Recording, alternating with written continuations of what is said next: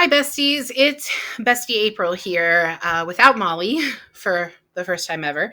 I am here to give you a special intro of the episode that you are about to listen to. So, unfortunately, when Molly and I went to record this episode called for the Lost Apothecary by Sarah Penner, our normal recording platform was down and we used an alternate platform for the day. And we found out a week later that the episode actually didn't record properly. So we have decided to re-release a fan favorite from season 1, the episode we did on Twilight by Stephenie Meyer. This has been a fan favorite episode. It has a lot of streams. It's one that we reference a lot on the pod when we talk about vampire sperm. And there's a lot of great inside jokes in the Bestie fandom in this episode that you're about to hear. So short summary of how we felt about Sarah Penner's The Lost Apothecary. Neither one of us ended up liking it. For me, 1 star was too many. I rated it 1 star on Goodreads. However, it's maybe half a star for me. As you all know, I don't really like historical fiction. And so already that was, taxing for me. This is the 3rd historical fiction we were doing for the month of March. But the story in and of itself just never came together for me. I really didn't like one of the narrators for the audiobook either, and that made me dislike the book even more. Molly also didn't actually like this book. So because we both didn't like it, and our episode was actually really short that we lost the recording for because we really didn't have anything positive to say about it. So this actually is like a happy accident that this happened because we want to bring you quality content every week. And that episode the book wasn't quality, and so the episode suffered because of it. Sadly, we lost the episode anyway, and I was still forced to read that godforsaken book. But here we are. We are going to visit an episode from season 1 where we read Twilight by Stephenie Meyer, which I hosted this episode. And this series is a favorite of both Molly and I, and we hope you enjoy it. We hope you come back next week. Next week, we will actually have special guest Nurse Katie as we read The Fault in Our Stars by John Green. And I'll just show you all the books. If you are watching on if you're watching on YouTube, we will be reading The Fault in Our Stars by John Green for the first week in April with special guest Nurse Katie. We will read Good Omens by Terry Pratchett and Neil Gaiman for the second week in April. For the third week in April, we will read Jurassic Park by Michael Crichton, and we will wrap out the month with our 42nd episode as we read Douglas Adams' The Hitchhiker's Guide to the Galaxy. If you know The Hitchhiker's Guide to the Galaxy, then you understand why we're doing this for the 42nd episode. But that episode will be super special to me because we will have a guest host that episode who happens to be my husband, the love of my life, our editor, Tom. So that's all we have for you right now. Please follow us on social media as we continue to grow our social media presence. We post a lot of information. We post very funny reels and TikToks. And we did our first Instagram Live today to talk about how we had this screw up with the episode. So that's all I have for you. I hope you enjoy this revisit of our fan favorite episode, Twilight. Have a great day, everybody. Thanks for listening. She's Molly. And she's April. And we are the Book Besties. Meet Denise, who's 40, and she's an accountant by day, and just was trying to find love and got bit by a dude in a club, and now has to figure out how to feed herself. Pop your cherry, you're a vampire. Girl, are you passing a kidney stone? Are you birthing a small child? What is going on? I'm gonna sleep with all these human women and find out what happens. Science is fun, kids. If they weren't driving flashy cars, if they weren't driving Audis, this is a horrible story. Yeah. Hey! Hey, babe! Okay. Oh my gosh. Are we matching? We're totally matching. Minus my Penelope Cruz glasses. which Ooh, I like those. Are they Zenny, new? No, yeah. no, I just Yeah. don't wear my glasses as much as I should, because Yeah. turbulences and all that jazz. I have a pair from there too. That's like my backup pair that I was all excited because it's like pink and that's my favorite color. Mhm. It's like this Right. color pink, It's your and jam. that my wall is behind me. If you're watching on YouTube, this is the color of my glasses, and I was so excited about them. But I never wear them. I wear these that I Oh, no. paid an arm and a leg for from the But eye they're like doctor. you. I like your eyeglasses. I know. Like, for some reason, I just sort of feel like, I love pink. It's my favorite color, but it doesn't go well with red hair and freckles and green eyes. And I say, do you, boo boo. Do you. But I don't know. Zenny's my jam. Not sponsored, by the way. Zenny's we're my not jam. sponsored by anybody. Not, Hey, I'd love to have them as a sponsor someday, we but will we're be not more than sponsored. happy to wear your glasses. But Zenny's my jam. I have rainbow sunglasses. I have those green ones I wear all the time. Yeah. I have like those. So Zenny's my jam. We buy our oldest not sunglasses, but his glasses from there because he's had glasses since he was 5, and like they're expensive and he breaks them a lot. So that's why we go with there. From, because I don't trust her with expensive glasses because she's a tween who forgets everything. Yeah, it's hard. Okay, so I guess we should get into it, yeah? Right, yeah. I mean, you're hosting. This is your book. Yeah, I'm hosting this week. Yay! I picked the book that we're doing this week. So welcome, everybody. Thank you for joining us, episode 3. This is very exciting. We appreciate the comments, the feedback, the sharing, the people who are following. Yeah, liking and subscribing, and our followers. We definitely reading them. We swear. Yeah. We definitely value feedback. And so, we're new to this, and this is just a fun project for us. And if you listen to the first episode, you know that this is just about us connecting together and sharing our love of books with other people. And so it's great to have everyone here. Today, we're actually going to talk about the book I picked, which is Twilight. Which is our bonding book, by the way. Yeah, definitely is. And also The Hunger Games was the other one, because we definitely went to see the movie together for that one. And that's true. But Twilight is, I think it's a good choice for our third pod, because it's one of those books that people passionately love and people passionately hate. And so many people hate it. So many people hate it. And I think that, like, within the fandom, there's even, like, elements of it that you can hate. And it is such a good guilty pleasure book. And so we're going to talk about Twilight today. And lots of strong opinions for sure. Yeah, lots of strong opinions for sure. Let's get started, I guess. Oh, I do want to say that we do realize that there are 4 books in this series. We have read all of them several times. I just reread Twilight again a few months ago.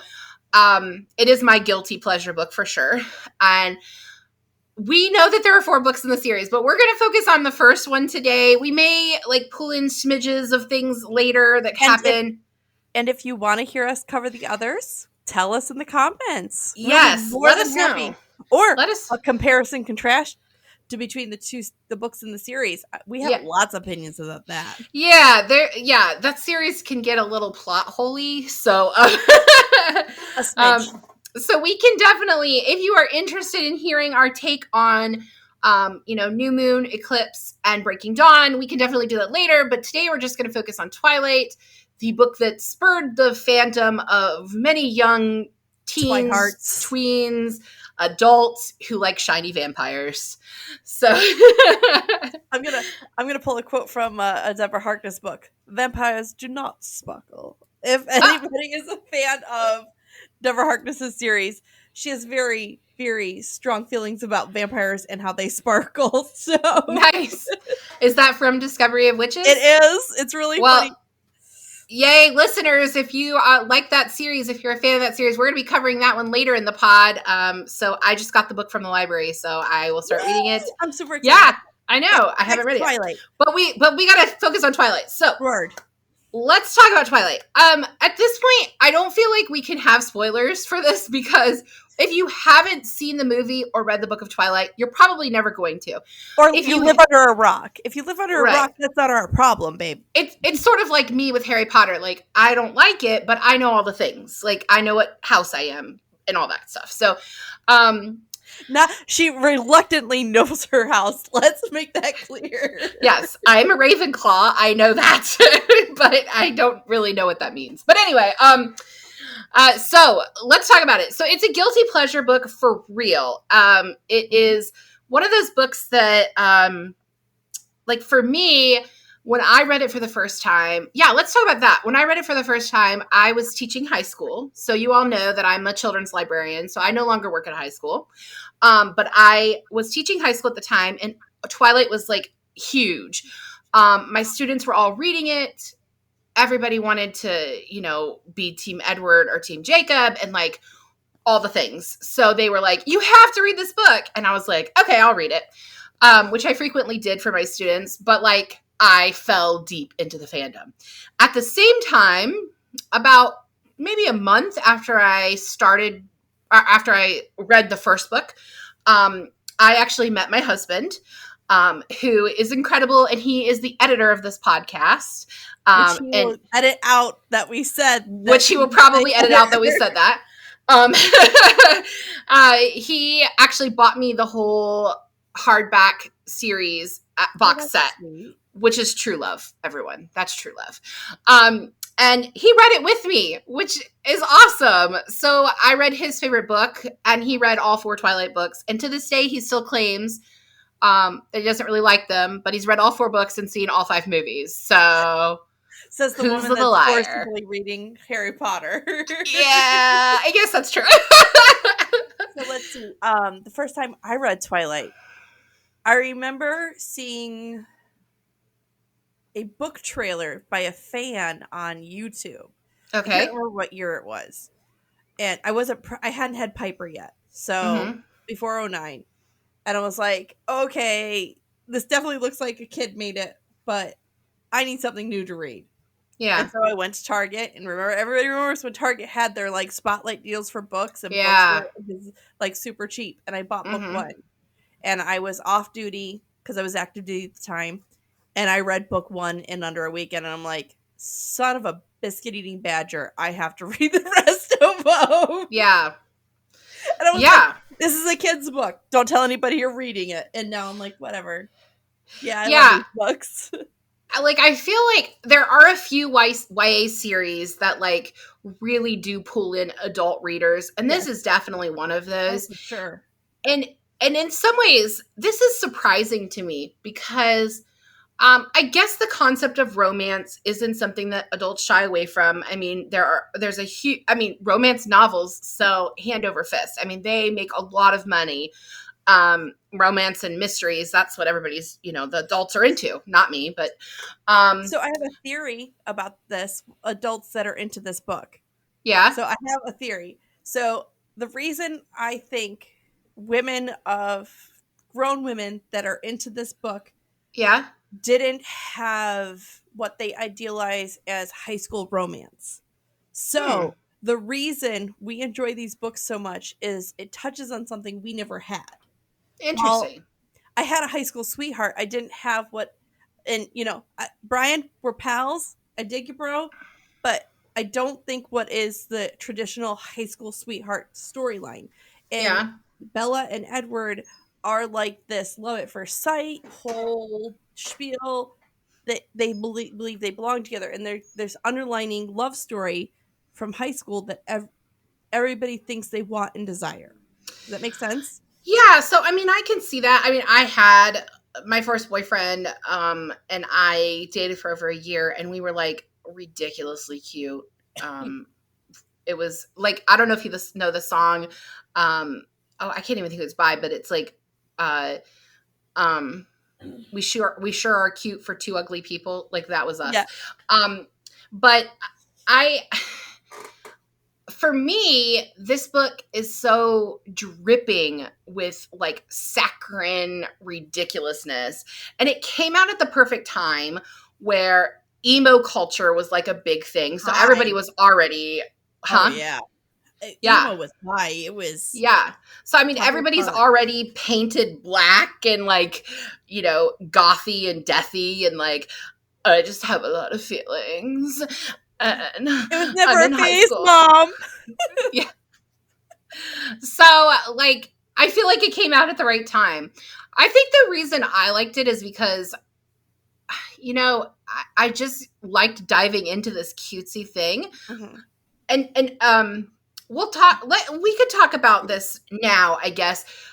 For me, this book I still read it. I have read it a lot. And I mean, I can't even remember how many times I've read it at this point, but every time I read it now, I really take an issue with the romance in it, because In what it way? doesn't feel romantic. It feels like two people who want to understand romance but do not understand love. Well, And it's two loners trying to figure out who they are in a world of extroverts. And yeah. they're like, you're a loner and I'm a loner. We're mildly attractive to each other. Let's figure this out. Yeah, I mean, I can see that. Yeah, I did you read Midnight Sun that I came have out last not. summer? Okay, so I did get cliff notes from a 12-year-old. Does that count? So, for our listeners, Midnight Sun, and I guess for Molly who hasn't read it, Midnight Sun is the first book of Twilight series from Edward's perspective, and it actually made me like him less and feel like I could see that. he's very creepy. Like he's a creepy vampire. But I don't feel that way when I read Twilight. I Okay, only felt that from way when I read Midnight Sun. my first reading to the second reading, Mm-hmm. it I wrote a note about this, and like Bella is constantly stressing about how Edward looks at her, and Mm-hmm. it's like, dude, stop putting your issues on her. Whatever your Yeah. problem is with her is not her fault. And I'm like, girl, snap out of it. Whatever Yeah. Edward's issues are, aren't you, right? Like, Right. just Like I because Edward yeah. has a problem isn't your problem. He is he is just a desk mate in one class. Yeah. Yeah. But like I'm more of an adult now than when I read it the first time, when I was still technically adult and in charge of teenagers. So I don't know who Okay, thought that was a good idea. so But we're I, jumping ahead. Did you want to do like a overview? I didn't even think about that. I am not sure that we really need an overview of this one. Do Okay. you think we No. do? Okay. If you don't know what the book means, if you don't, oh, sorry, let's try that again. If you don't know the storyline, leave a comment. Somebody will be more than happy to tell you what Yeah. the book's about. Here's the short version of Twilight. Bella Swan moves from Arizona to Forks, Washington, from Which, Phoenix, Arizona to Forks, Washington. BTW, the people of Forks, as a person of the fandom, I apologize for what Right. our fandom has done to your poor little town. Yeah. I'm sure it's Although the Quaalude tribe actually has on their website like some of the myths that are that's from, fantastic. which is really I cool. still feel bad that, I mean, we may have helped your economy, but seeing 12-year-olds covered in glitter saying that they're vampires, Probably not the way they wanted to not go the with their town. awesomest thing. And I mean, I will apologize. I'm sorry if I fed into that dynamic. I'm sorry. Okay, so the rest of the synopsis is that after she moves there, she meets, I mean, essentially, I call them the popular crowd. They seem to be the popular crowd that she hangs out with. And Six. then, huh? The plastics. The plastics. Yeah, Jessica would totally be a part of the plastics, 100%. 100%. So she meets the Cullen family. When when you read this more than once or have dived into the fandom, you know that they're not all Cullens, that some of them are Hales, and it's a whole thing. But really, they're not all Cullens because they're all vampires, and none of them are actually related to each other.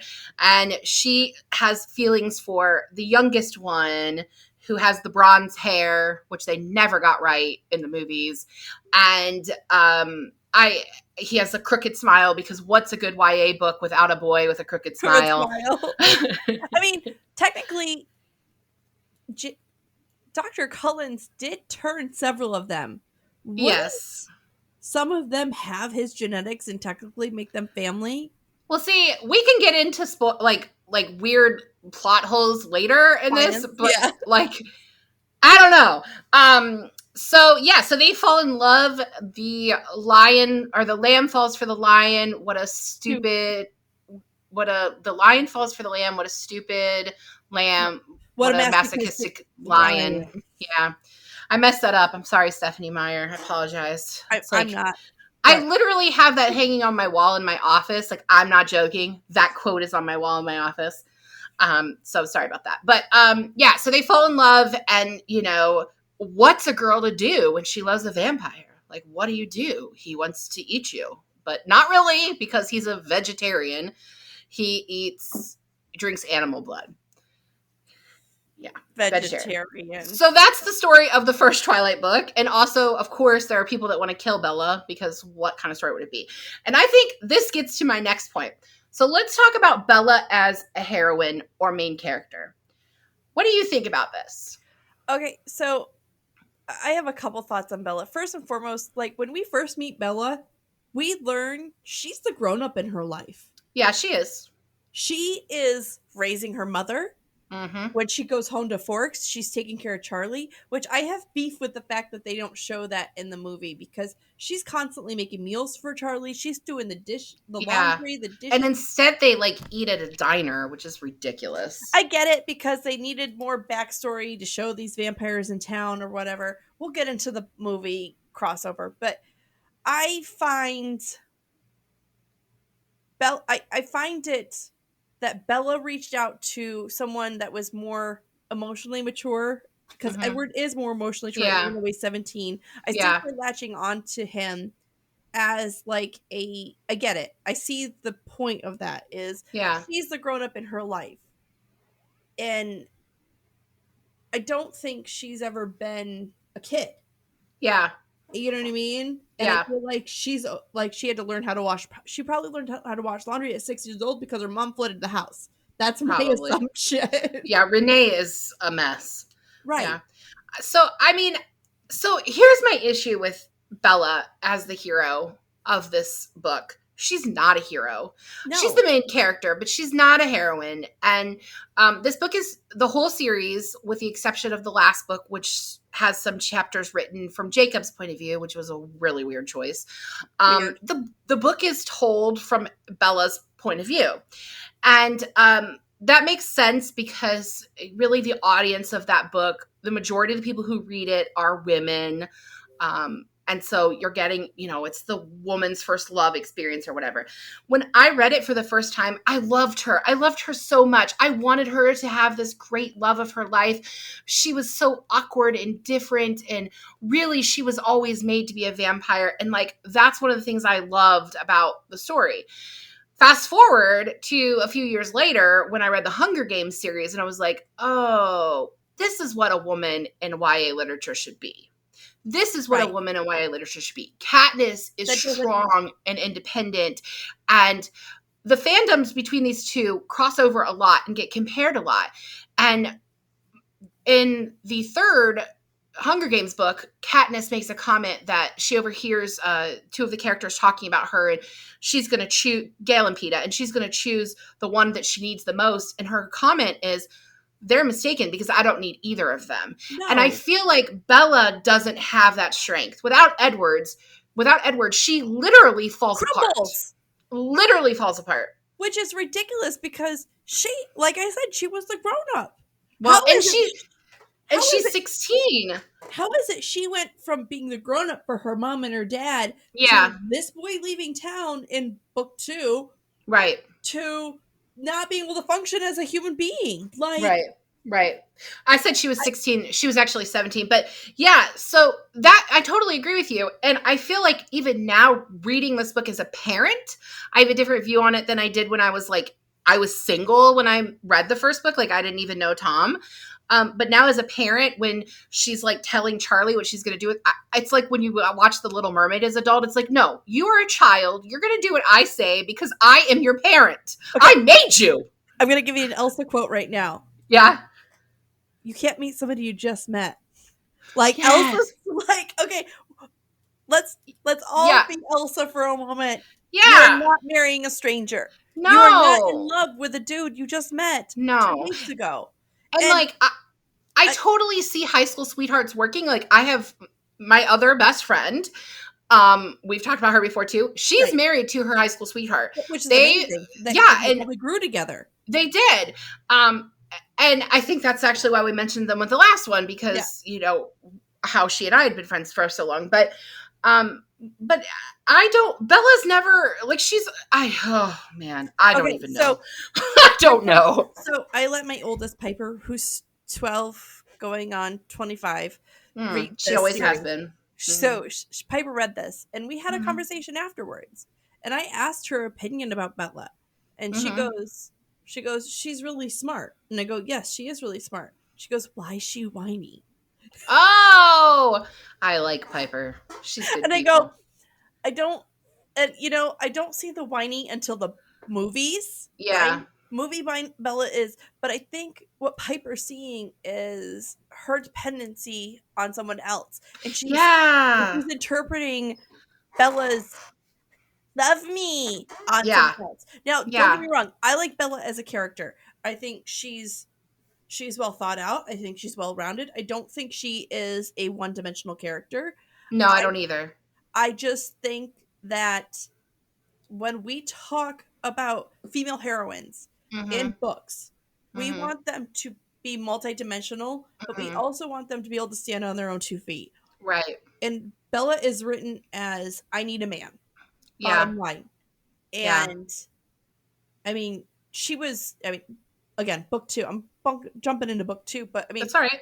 she was like suicidal, We right? literally have chapters that are just a single page that just have a month on them. Right. And in the movie, they do that thing where they like keep spinning around and Sitting you can around see the the day, it's seasons just, and changing then and she she's like doesn't jumping move. off cliffs to see Edward's Yeah. feet, and it's just Yeah. She's okay. insane. Anyways, so Yeah. So, I mean, I totally agree with you. And I also feel like what books and this is me being a librarian and like I criticize literature for a living. Like I love being a librarian because part of my job is reading books and deciding if they're good for kids to be on my shelf. Like, should I right, put this on my shelf?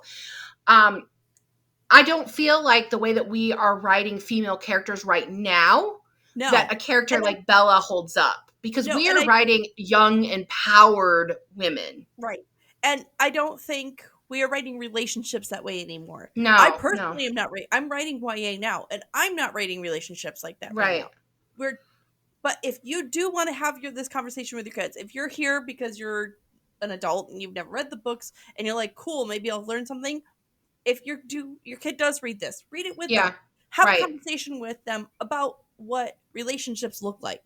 right, Because let's not lie, all relationships are different. right, Marriage is not just one way. right, Romantic relationships are just not one way. The right. way you can be romantic and platonic with somebody. You can be Mhm. romantic and in love with somebody.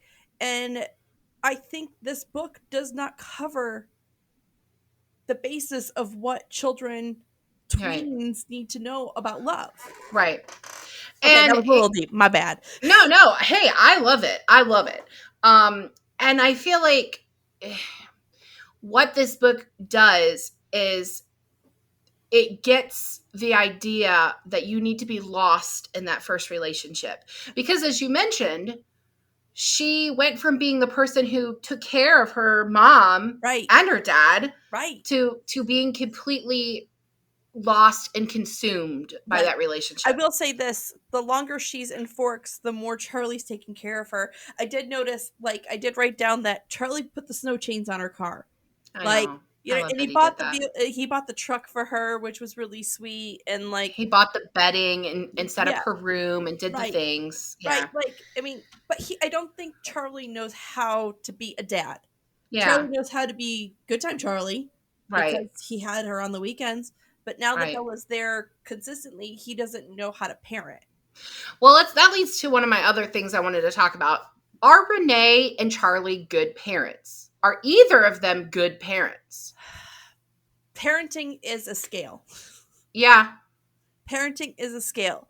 And I didn't have, my mother was a great mom. My birth father, I don't talk about this a lot, but my parenting dynamic wasn't amazing. Right. But that does not take away from the other grown-ups in my life growing up Right. that made up my parenting dynamic. I had my Aunt Pam, I had grandparents, I had other people that showed me how grown-ups behave in the world. Did Right. I have to still learn things from other adults when I became an adult? Yes. Yeah. But my point, I'm getting to a point, I swear. My point is she wasn't abused. She Mm-hmm. wasn't maltreated. She was loved. Let's underline this. Both her parents loved her. Yeah. They loved her a lot, for They sure. loved her a lot. And I think both I don't think Charlie nor Renee were ready to be parents. And I Yeah. think they were doing what was they thought was best for Bella. Mm-hmm. And I think sometimes that looks differently, right? Yeah. I think Renee, that meant teaching Bella how to be a caregiver. Yeah. Charlie was space. Charlie was parenting by space. He was Right. in her business when he felt like it was important. He was Right. in her business when he felt she needed him. Right. But parenting looks different from different points of views. Right. So, I think I feel like when I read the book, and all of the books really, I really struggle with Renee's decision to leave Bella. oh, it's And very selfish. it is. And even though Bella says that she chose that and that she's going to go be with her dad or whatever, to me it looks like you chose a man over your daughter. And like, what kind of example does that set for her? And then she goes and falls in love with a vampire. So obviously it wasn't a very good one. Well, Um, and I feel like but Bella's I, need to parent her mom is her right. going, I'm sure that conversation went, I'll stay here with you if you want. And Bella feeling the need to fix that situation, as Yeah. always with Renee, she's like, Right. no, mom, go. I'll live with Right. Charlie. Right. But I also feel like, I mean, Just I go for know that she, assumption, because yeah, I know Renee is not a real person, although Molly and I enjoy talking about fictional characters as if they are real people. they But are in our hearts. but God I bless feel it. like my gut reaction, if I knew someone personally who did that, I would be like, oh, why? But then the other part of me is like, but she really hasn't had that time with her dad. And I actually like the dynamic between Charlie and Bella. I don't always think that he has like control of the situation because she's so used to being independent and kind of But doing whatever she wanted. Charlie doesn't know what he's doing, right? Yeah, Like, true. it's like giving a 12-year-old a golden retriever puppy and Right, just being like, best of luck, buddy. I hope you figure this out on right. your own. But I feel like so many people can chalk up bad relationships to, well, she had daddy issues. And I don't know that Bella really did. I think she No. had two different, well, really, if you read the book, entire series, she had three different lives. She had Right. her life with Renee, Mhm. then she had another life with Charlie, and then she had a third life that was With the ultimately Cullens. her life with the Cullens. Right. um I struggle with it because sometimes I just want to be like, Charlie, you are literally the chief of police. How are you letting that boy be up in your house like in the middle of the night? What kind of cop are you, man? Come on. Well, Come and on. the fact that Charlie's spidey senses don't go off. Right. He's like, oh, I love Dr. Cullens. Bruh, he's Yeah. a vampire. Oh my gosh. Okay, so that's a great transition to my note here.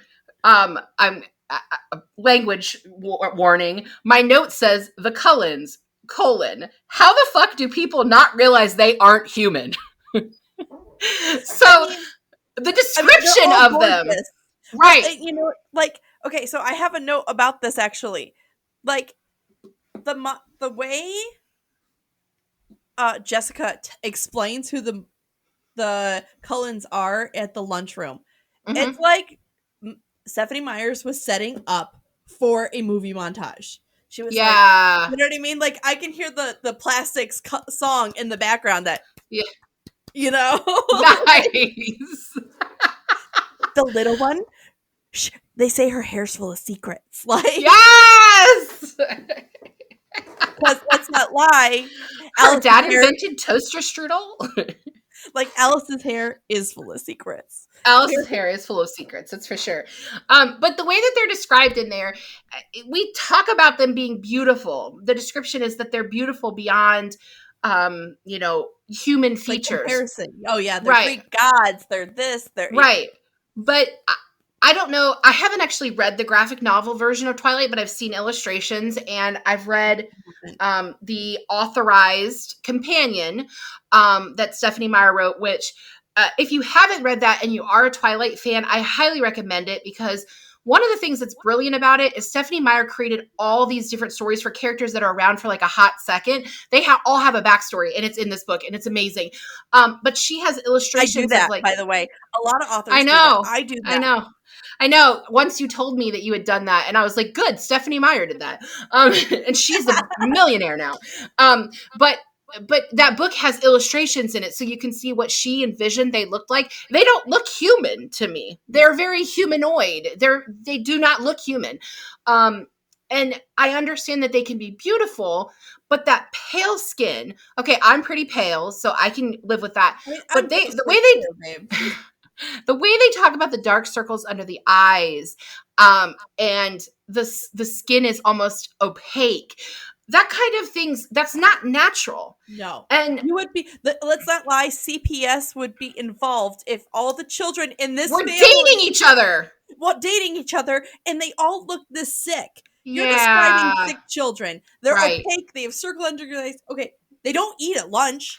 Can we talk about Right. this for a second? They have never eaten at lunch? Okay. Yeah. Do you don't think the guidance counselor's not going to walk over and be like, Alice, sweetie? Right. If they weren't driving flashy cars, if they weren't driving Audis, this is a horrible story. Like, this is like an abuse story. I want to segue into something.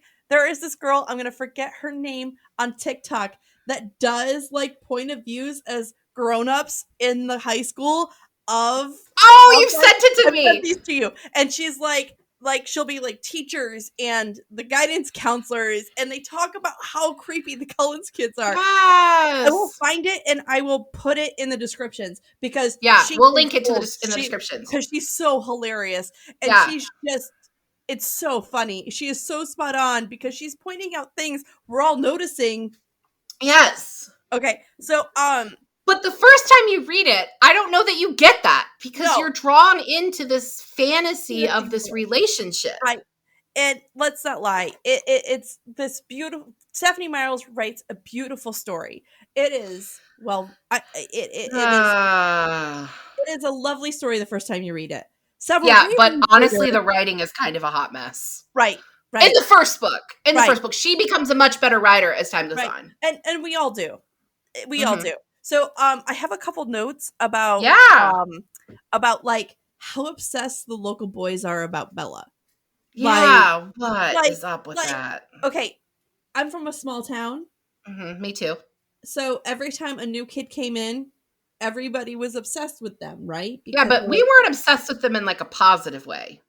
It was like, ew, there's a new kid. Oh, see, not in our school. Like everybody wanted to know them, what they were about. They were nosy. It was fuel for the rumor mill, right? But I have a note. Mike equals golden retriever. Yes. Bella. It's like, dude, and like all of the it's guys, like that guy has not realized that there are other girls in his school. Like, well, and I think like he hasn't noticed girls because he grew up with them. My husband and I are okay, when you grow up in a small school, the way they describe Forks is this very small class. Their classes are very small. My husband and I graduated from Tioga Center in upstate New York, and in Tioga County, our graduating class was a whole whopping 96 kids, and that was the biggest graduating class in 2002. Is a long time ago, kids. I know. Shh. 2000, turning 40 this year. But when you grow up with the same kids, when you start in kindergarten with the same people, and you grow up with them as you go, you don't always see them in a lustful, attractive way. You just see them. I totally disagree with you because teenagers are always horny and want to get up on that. For word. But I mean, I was always the loud kid that nobody noticed until I had boobs. So I'm not gonna lie. Like, I was Okay, I'm gonna get gross. Whatever. I was flat chested till high school, and then all of a sudden, people knew who I was, and I was like, "Y'all know I've been here the whole time, right?" I had a Right. senior. His mom babysat me, knew me my whole life, would swim every summer with me. And he's like, "Hey, who are you?" Yeah, but Molly Johnson, you jerk face. Like, you've known me since I was 7. there's a flaw in this theory that you have. Oh, shit. Mike didn't grow up there. That's true. He moved there from California. So, okay, maybe Mike is just wants to find another outsider. Yeah, but it doesn't add up to me, because he essentially, this group of friends that she falls into, to me, seems like they are the in crowd. Right. And Mike has the, early mid 2000s like slicked hair going on, and like he looks like Ted Draco Mosby Malfoy. and like sure, yeah. So he's got that going on, and there's Jessica over there batting her eyes and being all there's no way that boy hadn't noticed her. By the way, I love the casting for this little group. I think yeah. I love the casting for this little group. But and Anna Kendrick was cast in the movie before she was Anna Kendrick. Right. And I think she was really good. She was really good in camp. She was fantastic in camp. Okay. Anyways, but I feel like, I don't know, Mike just, I don't know. Mike, there's something about Mike I just can't shake my finger. I don't like him. Well, I don't like him. I think it's about having something not everybody else has. Yeah. Bella was, and everybody was chasing her.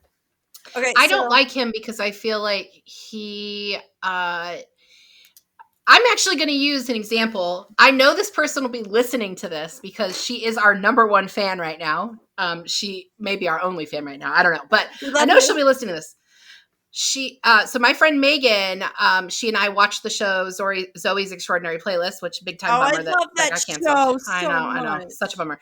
The first season, she really did not like the relationship between Max and Zoe, and I loved their relationship. Why? I wanted them to get together, and here's why. And this is how I feel about Mike. When you are friends with a girl, you do not own the opportunity to be in a relationship with her. Word. And that is what Megan's biggest issue was with Max and Zoe. And that's the issue I have with Mike. He had dibs. He thought he had dibs. He called shotgun. Right. So and you don't get to do that. No. So boys, if you're listening, you and my sons, if you're listening, you do not get to own a girl because you're friends with her. Vice versa, ladies. Right. You don't own him just because she's your friend. Nope. No. We don't get until you go walk into the car, babe cakes. Preach. And I don't think that's something you really understand as a kid and a teenager. You just see shiny thing. I want that thing. And I think it's really hard when you're dealing with the hormones of being a teenager and the brain isn't fully developed until 25. And you're dealing with all of this immaturity, but you think you're grown. And so if you're friends with somebody, it gets really murky of why don't we have feelings for each other. Oh yeah. I'm sure you've seen it in high school. 100%. That group of like 8 friends that were like 4 boys and 4 girls, and they were all dating each other, and then the mystery disease passed around, and they're all one person. And it's never a mystery disease. It's never a mystery. It's always mono. Never did I know of a student having the clap, but it was mono. There was mono that went around. All right, so mono did. Okay. So how about we talk about for a second? Let's talk about how vampires are portrayed in this book and in this series. So the traditional vampire, you have the pale skin, the long fingers, which we do get that in that. We get the dark circles on the eyes. We get that in this book, but we also can't come out at sunlight. They don't have that issue. They can't come out in sunlight because they'll be shiny. Right. And we get the idea that here. Right. Sparkly vampire. That's how I like my vampires personally. But we get the idea that there's some sort of altruistic, better than other vampires. And people who are fans of the vampire genre actually do not like Twilight most of the time. Okay, so as a person that likes vampire novels, part of the reason I read Twilight is because I love... It's vampire. Yeah, vampire. Mm-hmm. It feels candy coated. Yeah. And so that's why I like it, because I don't like scary things and I don't like vampire things, but I like this. I feel like this is a shiny rock. I feel like Yeah. vampire stories there is supposed to be, Edward is constantly saying he's dangerous, but Mhm. the way he is written, Mhm. he is a puppy. Right. There is no sense, like, even when he like tries to show her and he takes her on these runs and he shows her all these things about how Right. strong he is, and it just, Right. it feels more playful. Right. When you read other vampire novels, there is, They're dangerous. they're very dangerous. There is a Right. threat of danger. You will lose your Right. life. Right. And Edward's lust for Bella, his need for her blood, this whole thing, it's very romantic, air quote, I'll say. Right. It's very, I love you. It's not, I'm gonna Right. drain you and kill you and you're never gonna see the light of day, like most vampire novels. Right.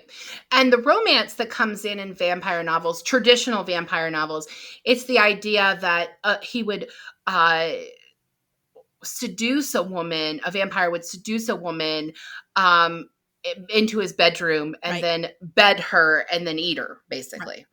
Which, Right. yeah. So Which, my mind went sure. somewhere dirty for a second. Dealer's choice. Dealer's choice. So we do actually get a little taste of that at there's a fun pun for you in the last book. We do know that there's a vampire who bedded many women and impregnated them, and then Right. there were little halflings like Renesmee that were Renesmee. born. Which again, the companion guide to it goes deeper into his story, and he really was like sciencing. He was doing this as an experiment. Like he was like, I'm going to sleep with all these human women and find out what happens. Right. Because Which science is fun, kids. even for vampires.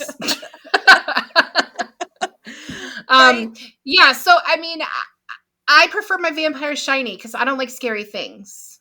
Right. So then, like the baseball scene, I love the baseball scene. Yeah. I think it's a great scene to show the candy coated vampire, right? They Right. have fun, they're powerful, Right. there's no sense of danger. It's Right. just they're using their power to be fun, Right. right? Um but And then you get the then dichotomy of the traditional vampires. when they come into the game, yeah. Yeah. So I will say you do get a little sense of the bad evil vampires when Mhm. the kids go to the La Push Beach Mhm. and Jacob and all the kids from the reservation comes out and there's that Mhm. quote, the Cullens The don't Cullens don't come come here. here, Yeah. right? Mhm. And then Jacob tells Bella the whole story of Right. the Cold Ones and their their treaty with the Quaalude I'm Right. gonna screw that name up. The tribe Quaaludes. Quaalude. I was saying At like least I think that's how you say it. That's how they say it in the movie. I was That's saying it not like how the I dog. Yeah, that's Quaalude. not how I said it in my head when I was reading the book, but I Right. think it's Quaalude. If you have a proper pronunciation, tell us in the comments. We will be more Yeah. than happy to correct ourselves. Right. We don't want But to offend the tribe either because they are actually a true Native right, American and tribe. we appreciate you guys not getting mad about the book and Yeah. so also old tech alert, by the way, it throughout this whole book. Oh They find yeah. the CD player, right? Yeah.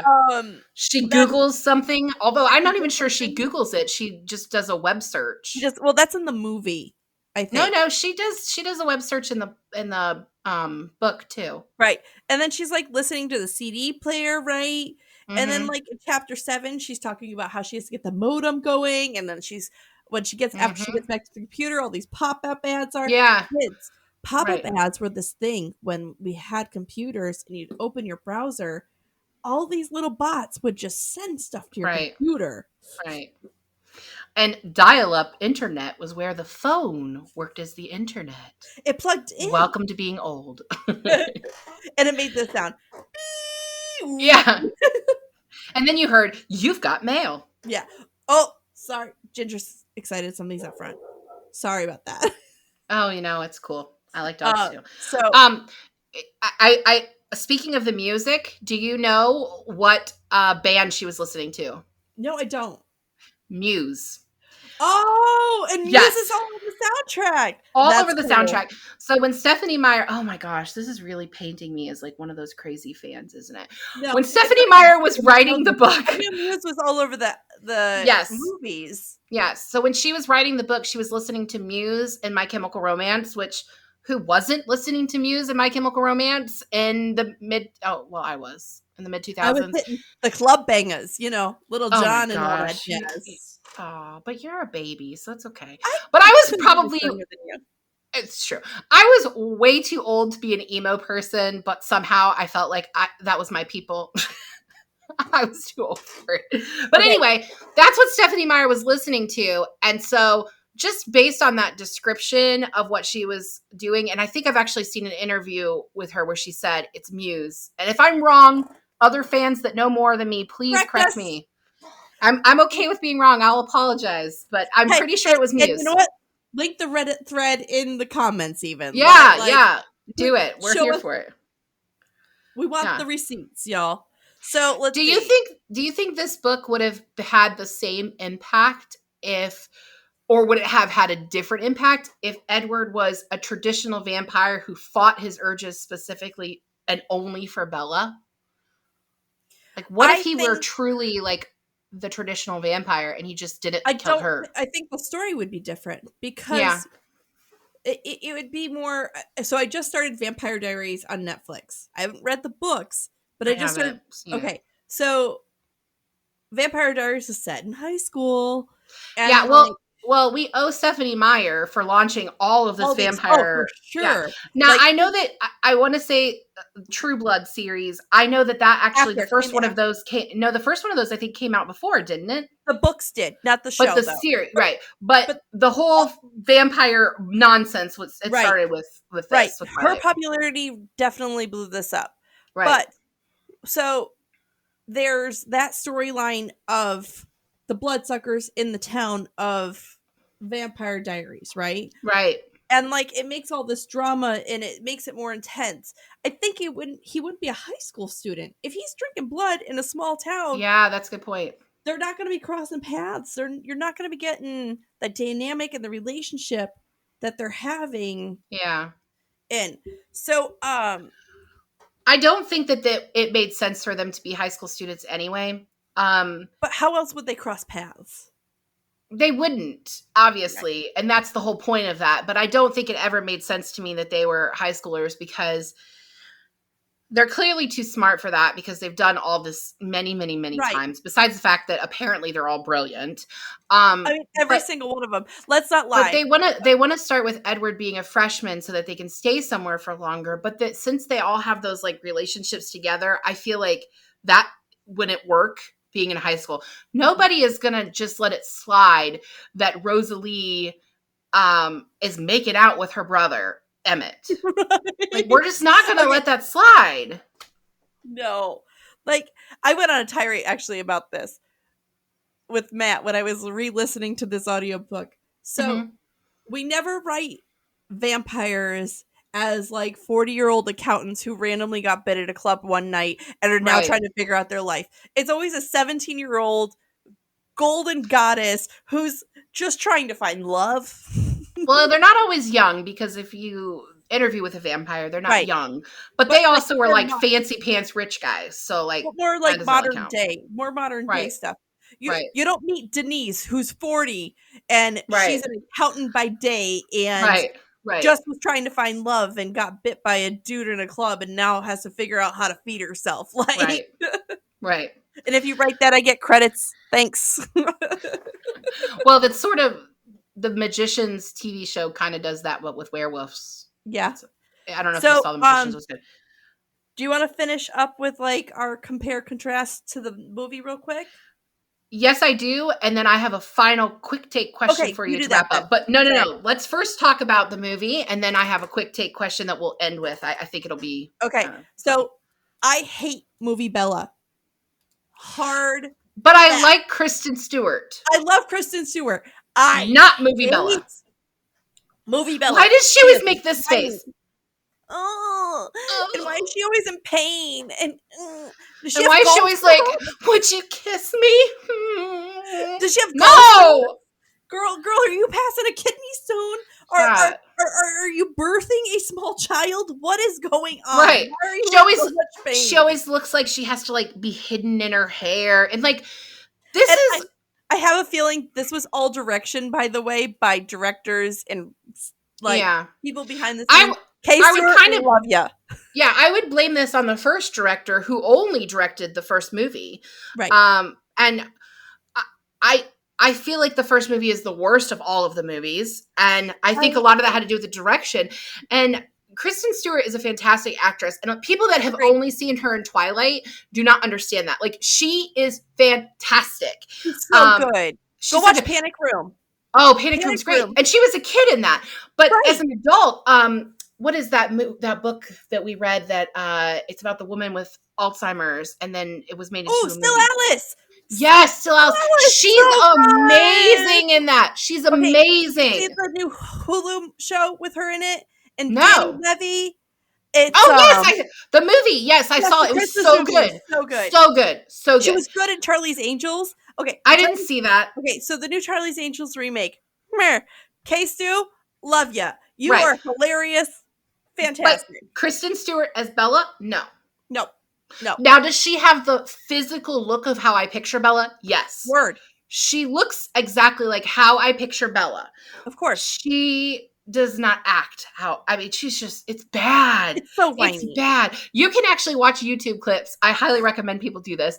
You can watch YouTube clips that it's like bad acting in Twilight. And like there's a scene where she and Oh. Rob Stewart, Edward, roll up into her dad's police station and she goes, "What is going on?" And the way she said it is like, "What is going on?" Like, Okay. that's not how you talk. Like, that's not a natural way to talk. So if you want to see a funny video about that, Try Guys do a really hilarious video of how they reenact the whole That's Twilight amazing. series, which I will put in comments. We'll put in the comments of the YouTube. That's amazing. Page. It's so funny because the Try Guys are funny, but like That's amazing. them just trying to do it. So that's. I also don't. I'm not a fan of talking about the first movie. I'm not a fan of the lighting. Like everything is blue. Why is everything blue? It makes my brain hurt. The series as a whole, they don't do a very good job of not changing the way the vampires look. No. So Edward, I mean, obviously Robert Pattinson was getting older as the series was going on, so he is changing. By the end of that series, he was so tired of press. Oh, if you yeah. look at from the beginning. And there was like a whole scandal where Kristen Stewart cheated on him and like it was like a whole thing. So I'm sure he was just over it. But I also think the cheating stuff, and I think we're only getting one point of view of that. Oh, absolutely. And who knows what really even happened? I feel like that was just a forced narrative to keep Twilight relevant. It could have been. It could have been. And I feel like when you have a PR agent in front of you saying, you have to be mad, your girlfriend's cheating on you. Even if she's not your girlfriend anymore, you fake it. And that were they even together? Like, we don't really know. I mean, I think Robert Pattinson was just probably tired of playing the Twilight game. Well, and he's a better actor than he plays Edward. I don't know. After Twilight, the only thing I saw him in was Harry Potter, and it's like, Cedric, you're a terrible actor. You should see Water for Elephants. He's really good in that. Okay, I did like that, and also the book is really good too. If you haven't read the book, I've read the book. The Twin Towers movie he was in. There was a movie about Twin Towers. I'll put it in the comments of what it's called. And now he's finally going to be Batman. So I have strong opinions about that. Yeah, I don't really watch the DC movies, and I am a comic book nerd. So I do have strong opinions about all the castings. I still have issues with Ben Affleck being Batman. So yeah, I don't get that at all. Come for me in the comments. We'll fight. I promise. Anyway, but no, the movie, the lighting was bad. Over the series, the characters changed too much. For the the fourth and fifth, they try to make Alice's hair more similar to what it is in the. Right. why don't we just keep consistency, man? Right. And that's what Just bothered me. Like, actually, the way Alice's hair is described, she had basically had a shaved head that had started to barely grow out.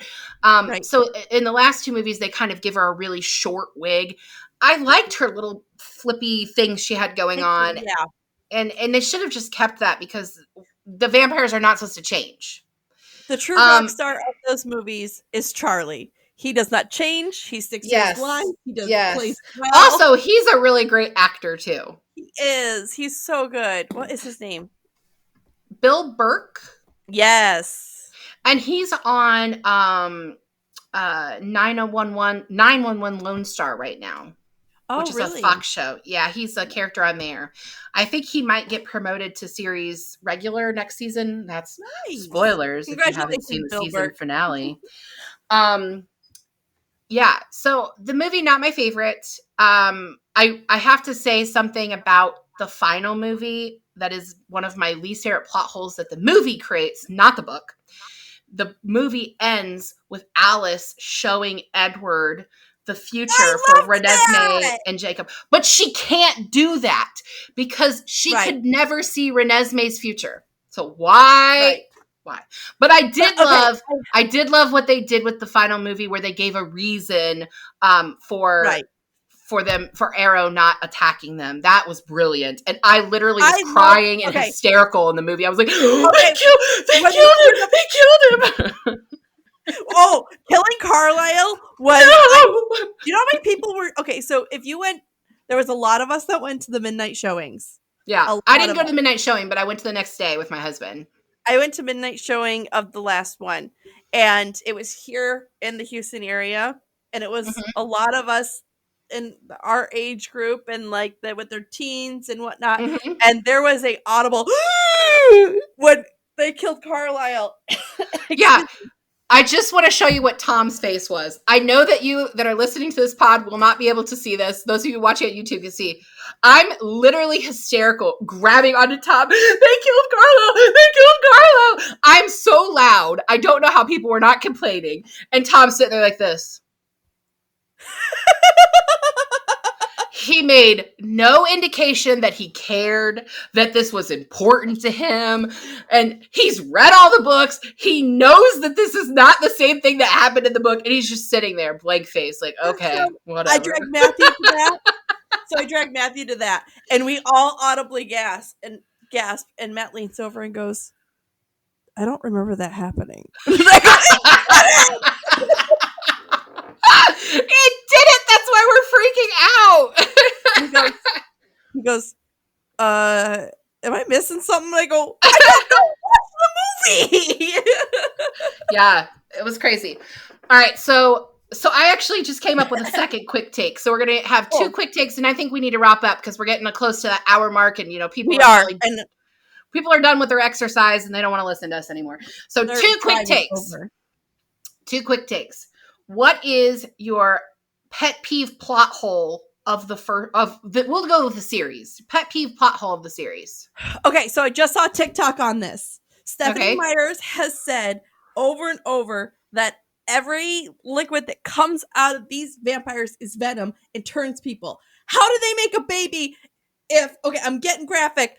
If every liquid that comes out of those vampires is venom, she should have turned into a vampire during sex, not made a baby. Yeah.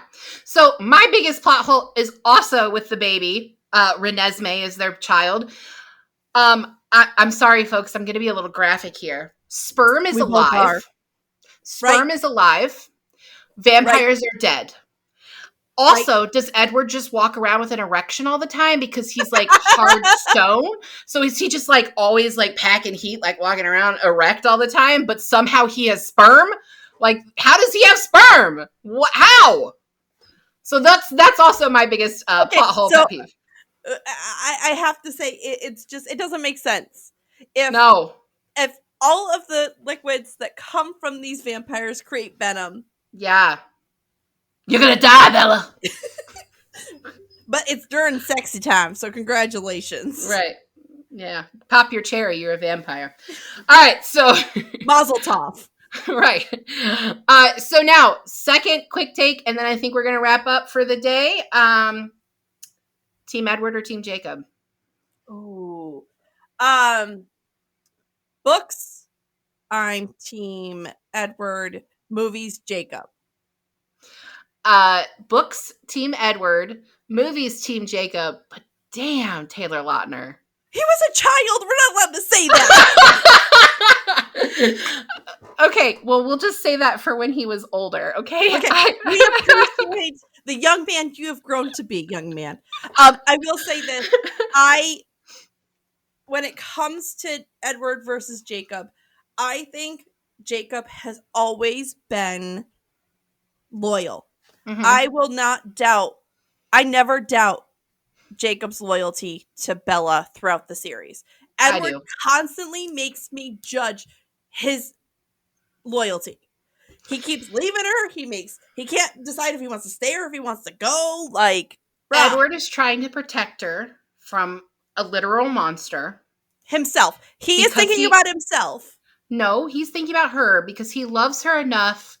It's like that song, Happier, which is...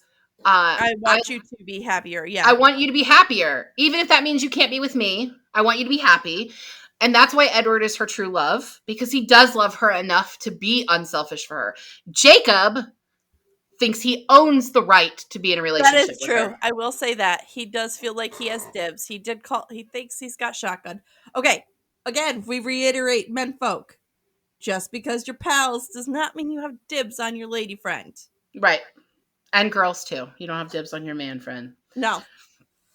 Okay, right. So. All right, so I think we have to wrap up. We definitely do. So, next week is the fourth episode.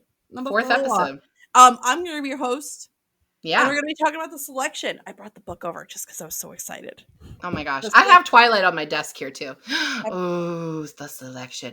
Okay. Kira Cass has got to have the best illustrators for her covers. They are all gorgeous. Okay, yeah. So supposedly this is in talks to be a Netflix show. Yes, I have heard that. I'll have the goods for that when we do this. Yeah. This is fun. So read Kira Cass' The Selection, and we will talk about that next week. Yes. So thank you all so much for joining us, Molly. As always, I love to see you. I love to talk books about you. Of course. With you. It's amazing. I love talking books with you. As always, it's been a blast, babe cakes. Yeah. Been a blast. Definitely. Like, subscribe, share. All the things. Friends, tell your grandma. Follow us. Please email us. Please tell your grandma we were talking about vampire sperm today. Vampire sperm, folks. You heard it here first. All right. Bye. All right, thank you. Bye. Thank you for joining us on Book Besties. Don't forget to like and subscribe. The views discussed here are those of Molly and April and not of anyone else. Today's book was Twilight by Stephenie Meyer. Your book besties are Molly Biggs and April Watkins. Editing by Thomas Watkins. And music is Sleep Sweetly by Brigida. Don't forget to follow the Book Besties on Facebook, Instagram, Twitter, and YouTube. If you would like to contact the Book Besties, please email us at bookbestiespod@gmail.com.